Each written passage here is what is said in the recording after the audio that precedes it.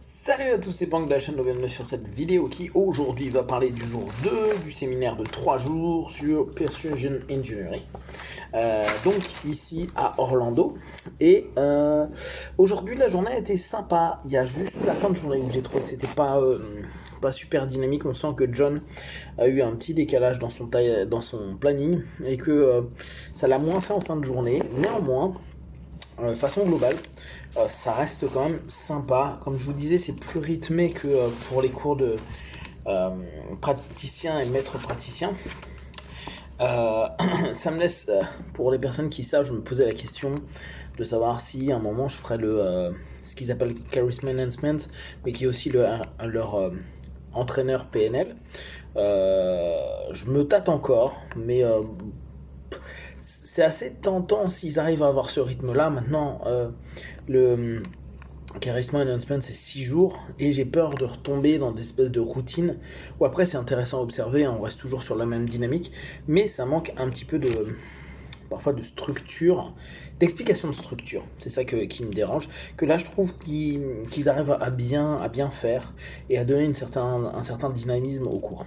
Donc là, jour 2, l'idée de Bedler, ça a été dans le speech du matin, dans la lecture du matin. En gros, c'est travailler sur la création d'un état interne.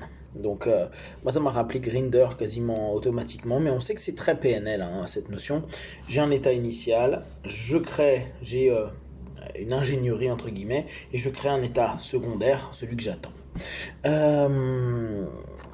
Bon, il part sur des trucs qui sont très...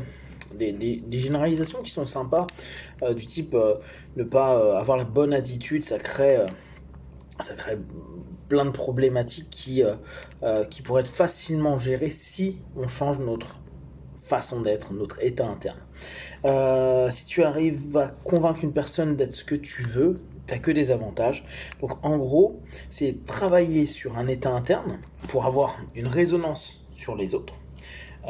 Et c'est là où ça devient intéressant, parce qu'on peut se dire, dans le Mirroring Pace Lead, dans ce lead-là, mon état interne, celui que je bosse, et on le sait, hein, pour les personnes qui font un peu d'hypnose urbaine, hypnose de rue, qui font de la PNL de terrain, réellement, qui l'utilisent tous les jours, ou tout simplement qui veulent montrer, qui sont en forme, qui sont qui sont positifs, bien, et bah, c'est un taf à l'intérieur de soi. C'est se dire, bon allez, on y va, je me stimule, j'y vais, j'y crois, pour vendre quelque chose, pour vendre votre image, votre énergie, votre envie, vos passions, tout ce que vous êtes. Et c'est vrai que dès lors, c'est un lead d'une certaine manière. Si vous parlez de quelque chose avec conviction, envie, désir, automatiquement l'autre va être absorbé par ça. Il va y avoir un effet miroir, on le sait bien, à ce moment-là, de ce que vous proposez. Et dans ce cas-là, c'est un lead, mais non verbal paradoxalement. Même si le verbal va être là, mais il va y avoir beaucoup de choses dans vos yeux, vos timbres de voix, qui va avoir de l'importance. Donc, ça reste intéressant dans le travail de négociation, dans le travail commercial ou dans le travail d'accompagnement. Après, il va très rapidement sur une petite démo avec un principe pour être un goalkeeper, quelqu'un qui atteint ses objectifs. Il travaille sur les représentations internes, sur sur des submodalités. C'est très basique, mais ça reste très positif et bien ficelé. Oui, ce qu'il disait, j'aime bien être fucking driven, quoi, d'être complètement absorbé, guidé dans ce qu'on fait, et sentir cette énergie-là pour créer de la motivation et du dynamisme. Donc ça, j'ai trouvé ça que c'était intéressant. En tout cas, moi, c'est ça que je ressors, parce que c'est peut-être pas ce qu'il a dit, ou le sens qu'il a dit, mais une des choses importantes est de trouver son meilleur état. Et donc, si on continue notre notion très Mirroring Pace Lead, partager cet état, créer un état chez notre partenaire. Et souvenez-vous, hier on était sur cette notion de permettre une décision, mais aussi créer des possibilités de choix. Bah, plus vous êtes dans cette énergie-là, plus vous proposez cette suggestion non verbale à votre partenaire. Donc mieux vous trouvez votre état, plus vous pouvez proposer un état qui correspond à votre partenaire. Bon, après, il nous a fait bosser sur un travail de création de boutons de qualité et en regroupant les trois, on crée un nouveau, donc créer un nouvel état. Ça m'a rappelé quand même vachement ce qu'on faisait en New Code hein, avec Grinder, hein, son super copain. Euh, Si tu bosses sur les pensées internes, comme des objets, ils deviendront des objets. Et j'ai trouvé que ça c'était pas mal comme phrase. Si tu bosses sur les pensées internes, en général les pensées sont plutôt internes, et que tu les considères comme des objets, l'analogie est sympa, ils le deviendront. Et donc dès lors, ils deviennent orientables et dirigeables. J'ai trouvé ça plutôt, ouais, propre, clean.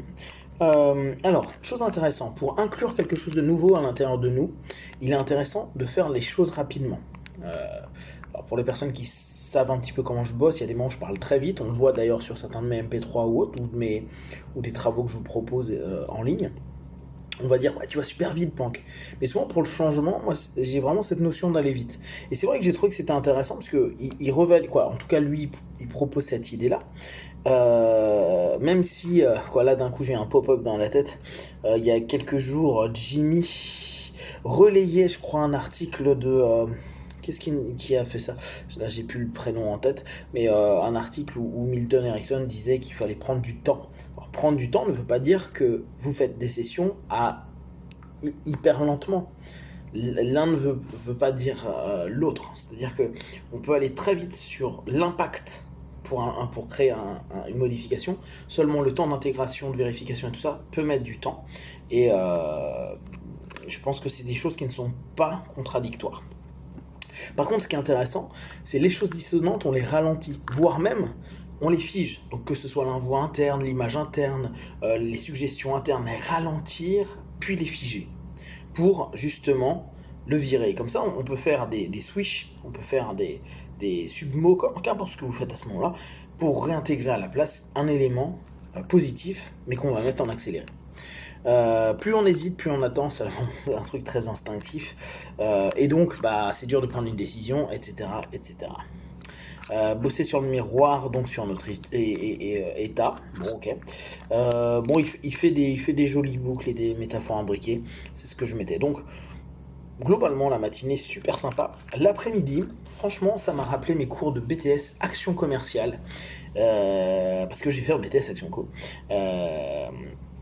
Et, euh, et c'est là où je me dis, et il y a des moments où on se rend pas compte, mais moi j'avais des profs et une école, un bahut, ou même d'ailleurs le programme d'action commerciale en France à l'époque, maintenant ça doit être MUC, où ils ont dû changer encore les noms. Euh, bah, ce qu'il nous a dit cet après-midi, qui était vraiment basé business, quoi. Là j'avais l'impression d'avoir mes notions de vente ou d'action commerciale, donc entre du marketing et de la vente pure, avec. Avec John Laval, bah, je me suis dit, waouh, c'était vraiment ce que j'avais appris, que j'avais commencé même en STT à l'époque, et puis surtout confirmé en BTS. Donc en gros, commencer avec des questions directes. Lui, il reste beaucoup sur les questions. Moi, vous savez que j'aime beaucoup, donc ça me plaît. Commencer avec des questions directes.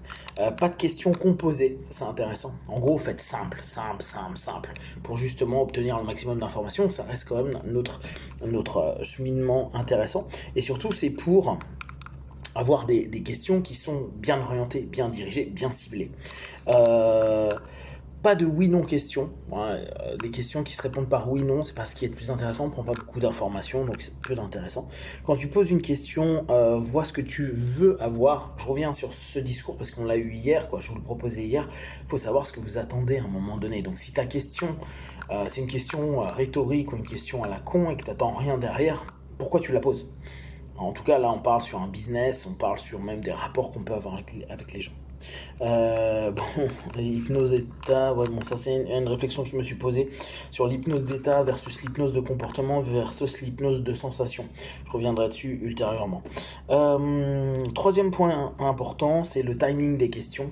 Parce que toutes les questions sont possibles, seulement il faut avoir le bon timing pour les poser. Il y a des moments, si par exemple on demande quelque chose d'assez précis à quelqu'un sur un besoin et qu'on touche la sphère intime par exemple et qu'on n'a pas créé un rapport ou un espèce de ping-pong entre du moins intime ou carrément du public pour aller vers du privé, donc faire un ping-pong qui nous emmène à un moment une espèce de connexion intime et publique, parce qu'on arrive de plus en plus dans de l'intimité.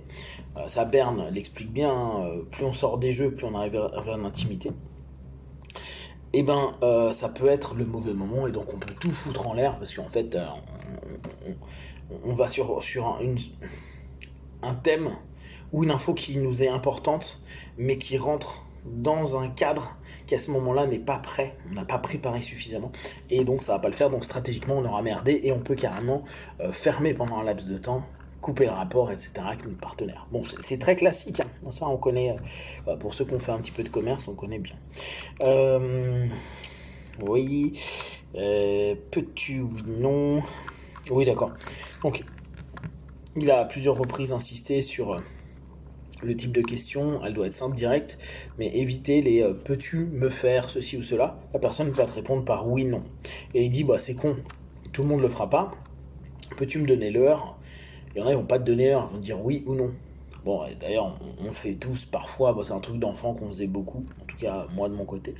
Alors après, il dit bon, on évite ça. Et en même temps, moi pour continuer à le faire, peux-tu me dire ceci, cela? Si le partenaire me répond oui, non, je m'en fous. Il va être dans une démarche déjà d'interaction avec moi, et je trouve que c'est très assimilable dans notre rapport, voire même s'il me dit oui, bah c'est cool, je peux même enchaîner sur un yes 7, une vague de oui à ce moment-là, et valider un petit peu les trucs sur des questions de peux-tu, à la limite, peux-tu soulever ton bras, peux-tu t'étirer, peux-tu... hop, et là on a un début yes 7. Donc même si ça peut sembler con au départ, je pense que je serais pas aussi fermé sur cette idée-là. Je pense qu'il y a du bon à prendre, ou stratégiquement il y a des choses à mettre en place qui peuvent être intéressantes. Oui, ce que je notais là à côté, je rappelle ce que je bossais en BTS. Le rapport n'est pas toujours être sympa, bon ça on le sait bien, ça n'a même rien à voir. Voir ce qu'il y a comme principale motivation à acheter, oui, parce qu'à un moment on était en train de regarder les points clés, ce qu'il y a de plus important sur les motivations, les points clés, les éléments clés que la personne veut ou attend.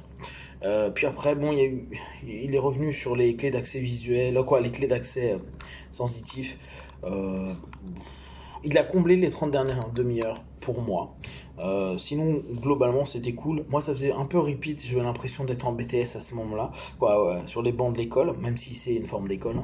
Donc, ça m'a pas toujours mis dans un état qui correspondait à du gros positif. Néanmoins, j'ai trouvé ça chouette, j'ai trouvé ça didactique. Il déroule sa manière de faire.